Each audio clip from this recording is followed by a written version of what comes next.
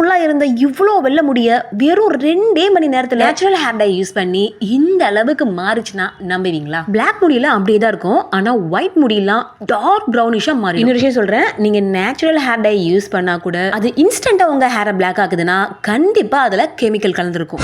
நம்மளே வீட்டில் ப்ரிப்பேர் பண்ணி போடுற இந்த மாதிரி ஹேர் டைலாம் மந்த்லி நம்ம யூஸ் பண்ணாதான் ஹேர் பிளாக் ஆகும். ஃபர்ஸ்ட் 200 மில்லி தண்ணியில 2 ஸ்பூன் டீ தூள், 2 ஸ்பூன் காஃபி பவுடர், 4 கிராம்பு இதெல்லாம் போட்டு நல்லா ஒரு 4 நிமிஷம் கொதிக்க விட்டு ஆஃப் பண்ணிக்கோங்க. அதை ஃபில்டர் பண்ணி எடுத்து வச்சுக்கோங்க.